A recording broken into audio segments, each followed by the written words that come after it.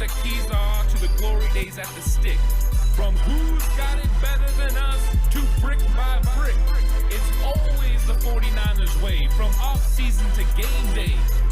Yeah, we talk back. It's the 49ers Cutback.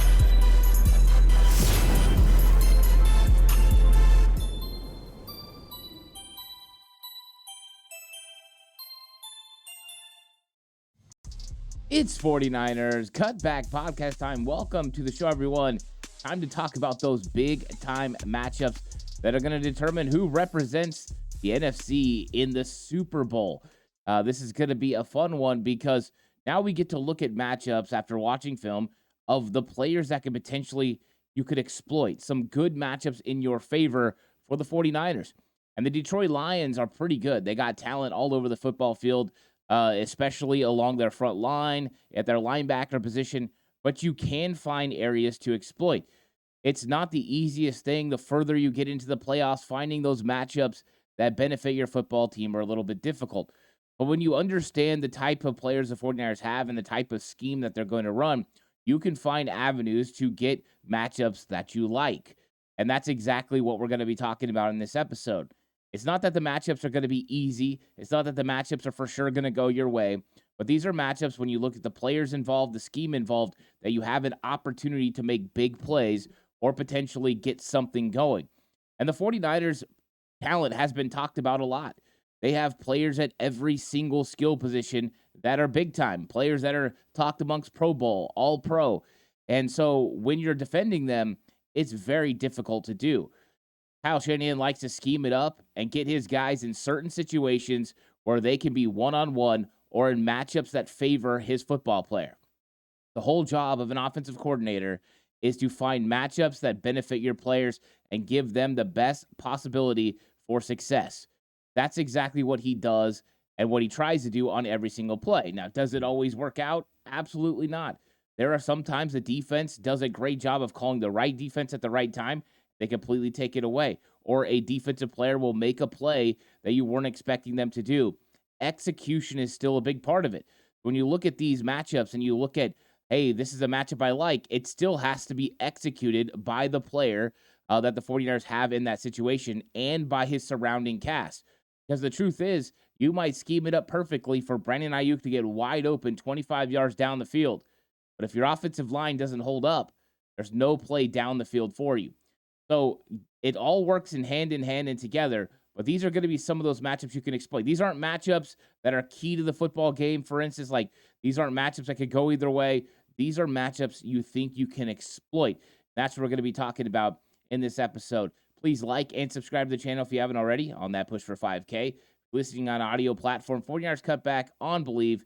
Please give it a 5-star rating. If you're going to bet with Bet Online. It's playoff time, and the road to Vegas goes through San Francisco and Baltimore.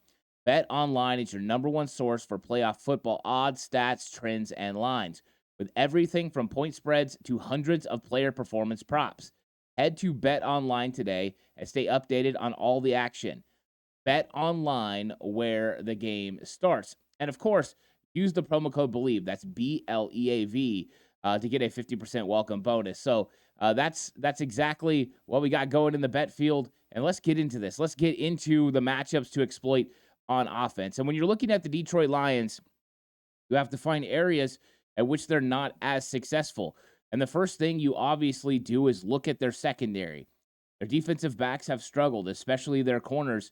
Now, they did get C.J. Gardner-Johnson back a few weeks ago, and with it came some playmaking ability from the safety position. And he can also play like a big nickel role. But when it comes to the rest of the football team, there are areas, especially at outside corner, you feel confident in having an advantage in. Part of the reason is a guy like Emmanuel Mosley went down with a knee injury early. He could have been a big part of their plan. But now they're relying on Cam Sutton and Brian Branch. And Cam Sutton has absolutely struggled throughout the playoffs. Puka Nacua went off against him in the wild card round.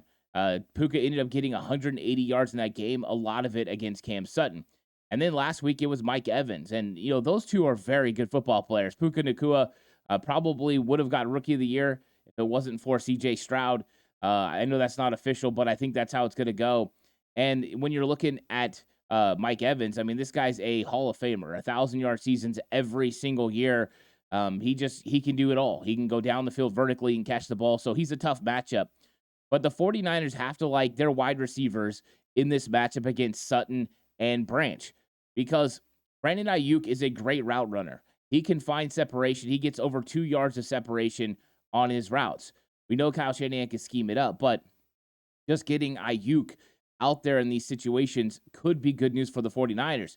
And with Sutton's struggles recently, you might have to pay more attention to Brandon Ayuk. We've seen it sometimes from the Packers last week where they would go ahead and they would put bracket coverage on Brandon Ayuk. And when you do that, you leave you susceptible to other places.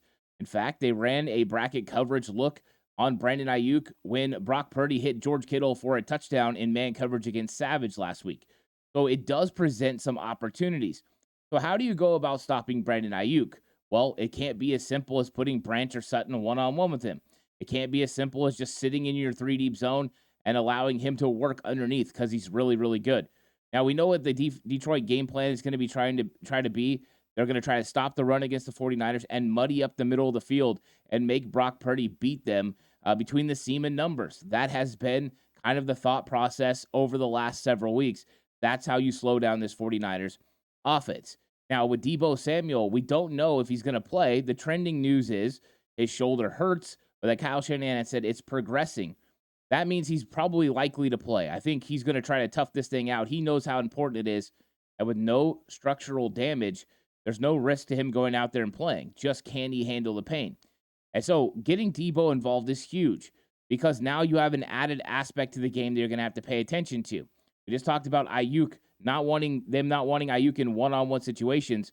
Well, what do you do when Deebo Samuel starts moving around and getting the attention of C.J. Gardner-Johnson and getting the attention of Itu Melifonwu and the rest of that group, Kirby Joseph, when they're all focused on what he is doing, you leave yourself susceptible to Brandon Ayuk having plays. The truth is, when Brandon Ayuk and Deebo are on the field together, that's a better situation for Brandon Ayuk.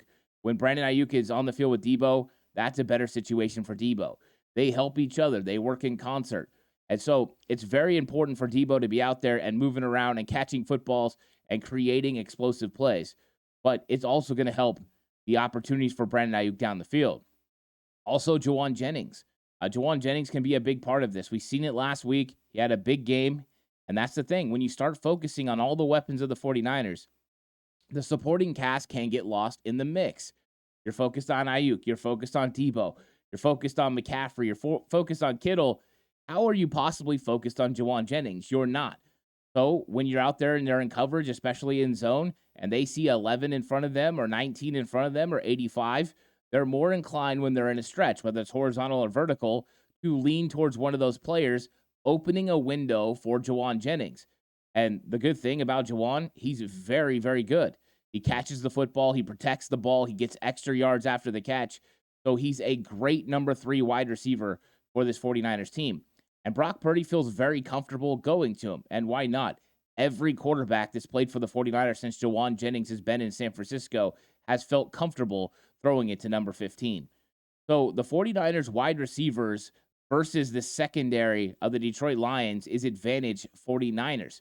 It's not that Detroit isn't good, but they have some struggles. Their secondary missed 128 tackles this season.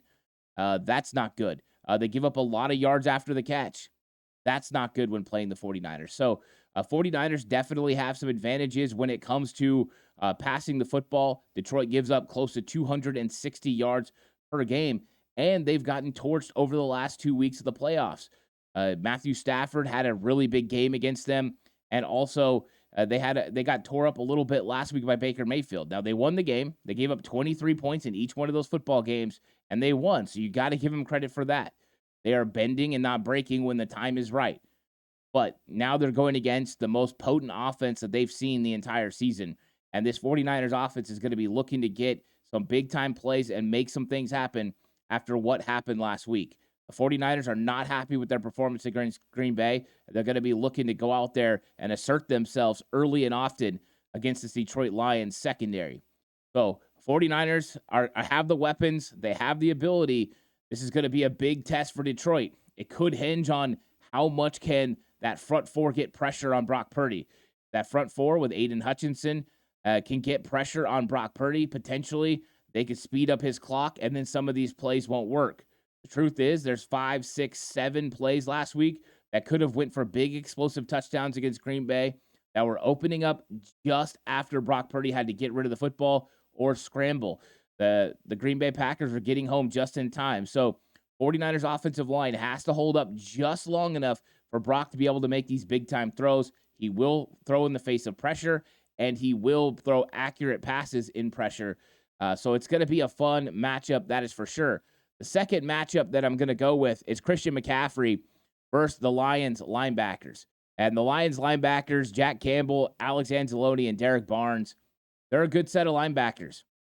But they are susceptible to going against a really good running back. I think if you're going to have a running back that can do some things out of the backfield, this is where you can have success.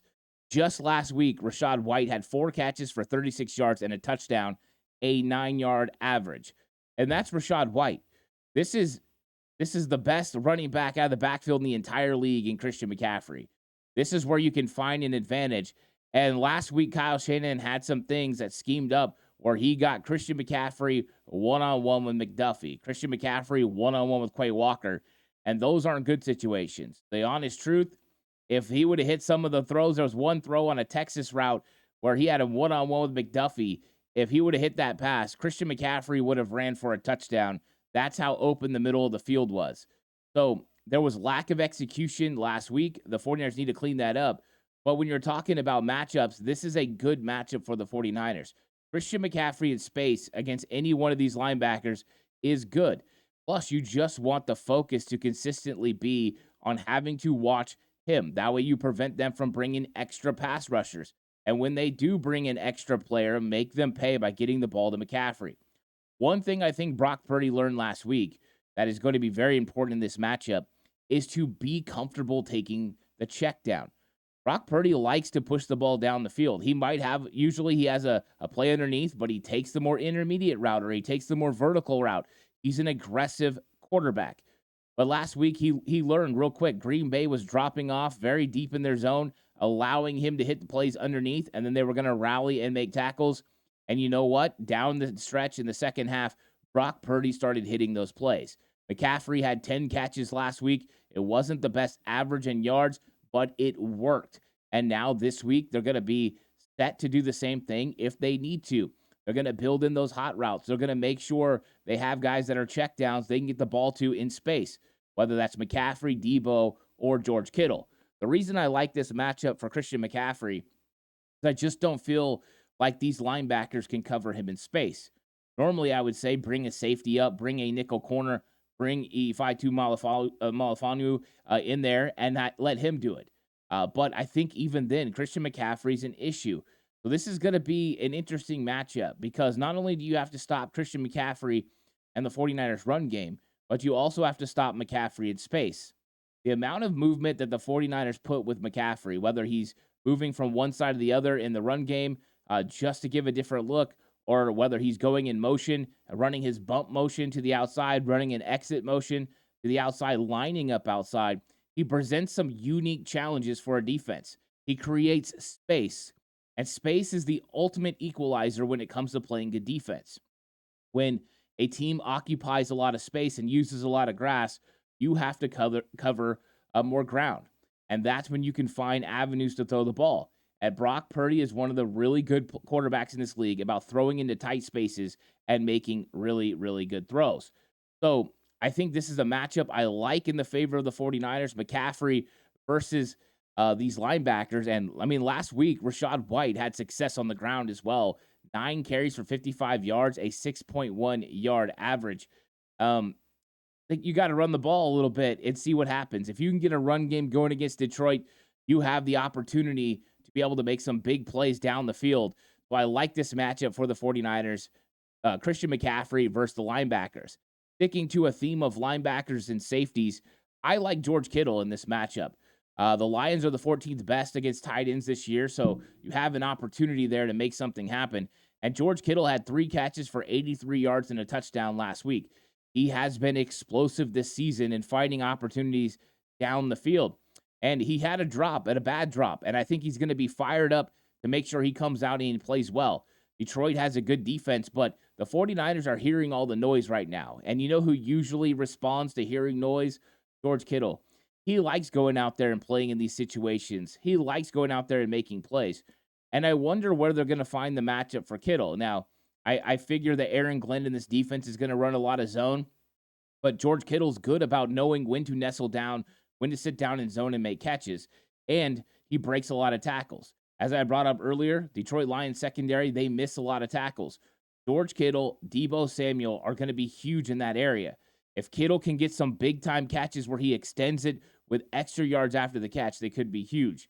But why I like this matchup is I just don't see a defender that can stick with him, even in zone. I think that he's got the ability with his power to press off of safeties, and with his ability and speed, he can get away from linebackers. Just last week, we saw him outrun Savage to the end zone for a touchdown. So you run the risk. If you want to put Kirby Joseph on him, you want to put one of your other safeties on him, you run the risk of him getting an opportunity in man coverage down the field where he can make a big-time play. So being able to locate George Kittle and know where he's at can't be the forefront of your mind, though, because all the time you're worried about McCaffrey, you're worried about Deebo. Is it George Kittle next, or is it Brandon Ayuk? That's it. It's a pick-your-poison type situation. So I like Kittle in this. I like the matchup, him being able to create in space over the middle of the field.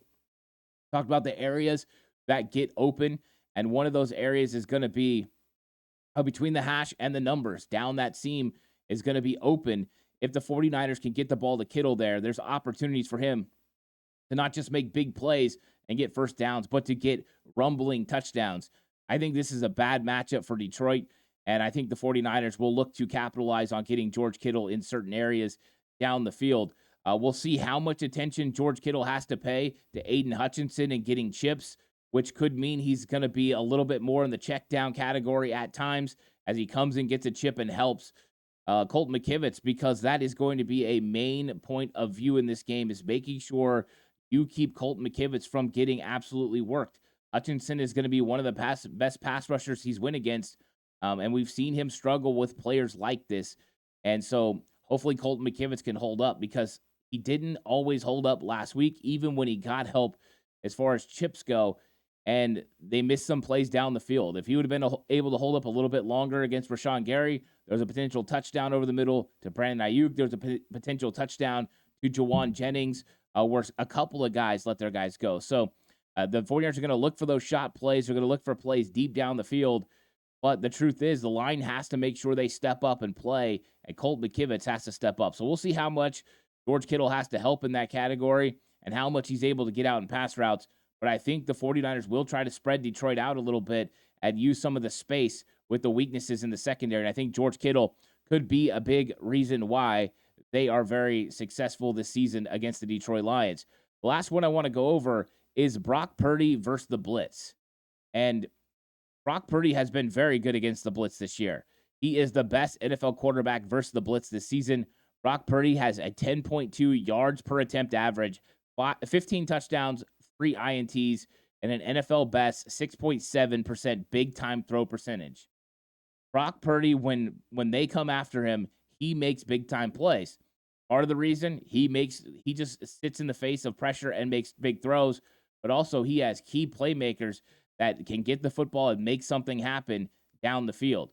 So Brock Purdy is not the one you really want to blitz, but Detroit Lions do blitz sometimes. And you're going to have to blitz at times against this 49ers offense. If you don't, they're just going to pick you apart unless you can get home with 4. I don't know if they can consistently get home with 4. I think they can at times, but consistently, I don't know. And that will give opportunities to Brock Purdy. So the Detroit Lions blitz 28.7% of the time, and they use a wide array of second-level options to disrupt the quarterback. So they'll come with any linebackers. They'll bring Melifonwu off the edge. They will bring corners. They'll bring all kinds of safeties. They do whatever they can. It's pretty creative the way they come up with their blitzes. Now, here's the problem, though. When they blitz, they're not always successful. In the wild card round, Matthew Stafford was 11 of 15 for 165 yards and a touchdown when blitzed. And Brock Purdy's the best against the blitz. So it's not that they blitz a lot, but when they do blitz, it gives the opportunity to the offense to make something happen. And you look at that game, 11 of 15, 15 blitzes in that game against the Rams. They blitzed when they were struggling to stop Matthew Stafford, and he had a lot of success against them. So how much will they plan on blitzing Brock Purdy? Well, it all depends on how successful it is. If they're unsuccessful early on, maybe they'll turn away from the blitz. But Brock Purdy is an absolute stud when it comes to recognizing where the blitz is coming from and getting rid of the football when he should. If I look for Brock Purdy to take advantage of some opportunities to get the ball down the field, there should be some vertical opportunities. And remember, every time you bring a blitz, you leave yourself vulnerable somewhere else. The key is you just have to be able to decipher and process information really fast. That's Brock Purdy's forte. He processes information at a very high level. He recognizes where people are going to be and how the coverages are going to go. And so in this situation, if you blitz at your own peril. Because number one, Brock can figure it out. Number two, we just talked about the weaknesses in the secondary with Cam Sutton and Branch and how they've been playing on the back end. You get a one-on-one situation for Ayuk or Debo down the field, and you could have an explosive play. You bring C.J. Gardner-Johnson on a blitz, and you may have a big play up the seam to George Kittle. There are opportunities when the blitz comes. So I look for the 49ers in this game to look to exploit these matchups. Brock Purdy versus the blitz, the 49ers wide receivers versus that secondary, Christian McCaffrey getting lined up on those linebackers and finding the routes that he's looking for, and also George Kittle. There's just so many options. Now, with that being said, these are matchups you can exploit. There's going to be plenty of other key matchups the 49ers must win. Colt McKivitz is going to have to win against Aiden Hutchinson. And the truth is, Hutchinson's going to get to him. I mean, he's just going to. Hutchinson is that good. You just have to make sure when he does win that it doesn't hurt you. You're able to get rid of the football. You're able to get away from it, extend the play. You just got to make sure you do the best you possibly can to funnel him wherever you need him to go. Now, normally I would say Hutchinson's going to move all over the line, and they're going to move him around and try to get him really good pass lanes. But I think because of the struggles of Colt McKivitz, they're going to leave him there. Colt McKivitz has given up 10 sacks this season. So this is going to be an opportunity for the San Francisco 49ers to go out there and achieve one of their big-time goals, which is win the NFC. You win the NFC, you know that you finally got that opportunity again, first time since 2019, to go to a Super Bowl. But you have to exploit the matchups that are in front of you. You have to make sure that when it's your opportunity to win, you win. The onus is on the players in this one. They're going to have ample opportunity to make big plays down the field. They're just going to have to make sure they do it. Now, of course, during this week, we'll also be talking about the run game versus the Detroit Lions. That's going to come up later. The game preview show is going to come up later where I really get in deep on how these teams need to go about winning, and that's when we'll talk more about the game plan. But these are some of those matchups the 49ers need to exploit and can exploit against the Detroit Lions. Detroit Lions have matchups that they like for their offense against the 49ers defense. We're going to get into the defensive matchups in the next video. I want to talk about the matchups that the 49ers must win against the Detroit Lions, because you have certain matchups that if you don't win, they have a chance to run away with it, because Jared Goff and that offense has been pretty potent this year. So be on the lookout for that episode. It's going to be a lot of fun. Thank you guys so much for coming through and checking it out. This episode of 49ers Cutback was brought to you by Bet Online, where the game starts. Please like and subscribe to the video if you haven't already. On the push for 5K. You guys are the best. But lots of content coming out this week. I'll catch you guys on the next one. Until then, stay safe. And remember, the right way is always the 49ers.